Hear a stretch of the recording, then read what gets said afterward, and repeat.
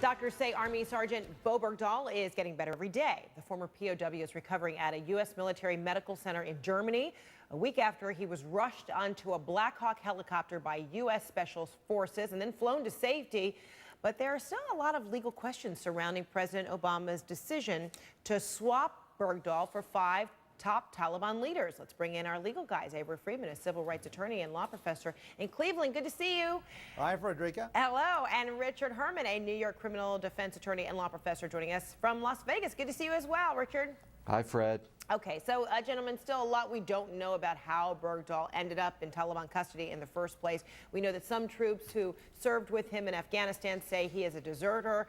We know reportedly in other ways he conveyed to family members that he was disillusioned by the war. So Avery, if there is an investigation that leads to some legal charges or an inquiry about whether any laws were broken on his behalf, what are we looking at? What has to be determined first as to whether he was indeed a deserter or just somebody who was disillusioned and, made a dumb mistake? Well, I think, first of all, it's important to not mix up the issue. Under Article 2 of the Constitution, the president, as commander-in-chief, had an absolute right to do what was necessary to save one of our own in the armed forces. So that is separate from the issue that we're basically basing assumptions on. Under Article 2 of the Uniform Code of Military Justice, there is a process. There is sort of like a grand jury, but that is far away right now. And I think the problem here is mixing up the two issues, the power of the president versus what would happen if some of the statements, some of that anecdotal evidence is true. No, good and that's really what's so troubling here. Yeah, so all right, so let's back it up then. So Richard, if we are talking about lawmakers who say the president broke the law by not consulting with members of Congress and allowing them 30 days in which to digest all the information, and that the president went it alone as commander-in-chief, what has to be determined here as to whether the president broke the law or if he did something that is, within his power to do? Well, Fred, the law is his law. It was enacted in 2014, this obligation to provide 30-day notice with respect to prisoners at Guantanamo and negotiating their release of them. So technically speaking, now on a technical basis, he did break the law. He did not provide 30-day notice. But as Avery said, and I agree with Avery on this, the Constitution provides certain executive authority to him as the commander-in-chief to make a determination on his own without going to Congress, and that's what he did.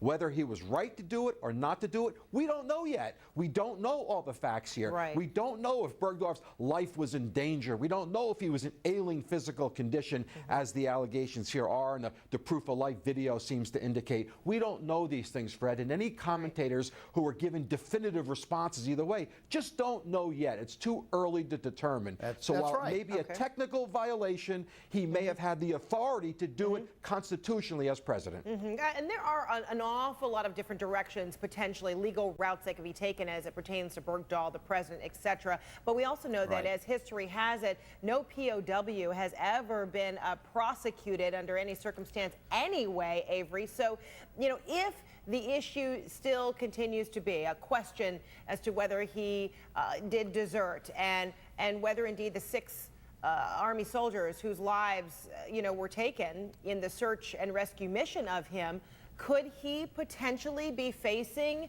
any charges as it relates to their deaths?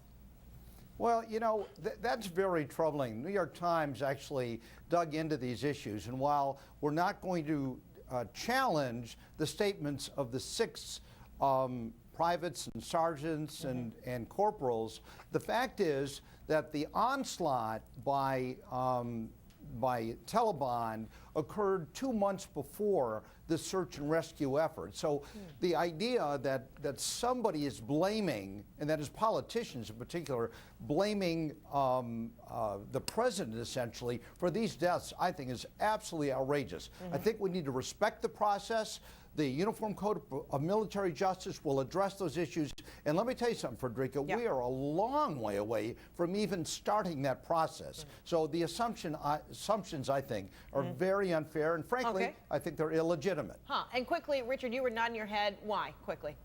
I think, Fred, based on the bits and pieces that I've been hearing so far, on conjecture, I think that eventually when they bring him back and they deem him suitably fit, I think they're going to bring court-martial charges against him. You do. And if he voluntarily deserted, it's warranted. And they'll do that, Fred. What can happen to him?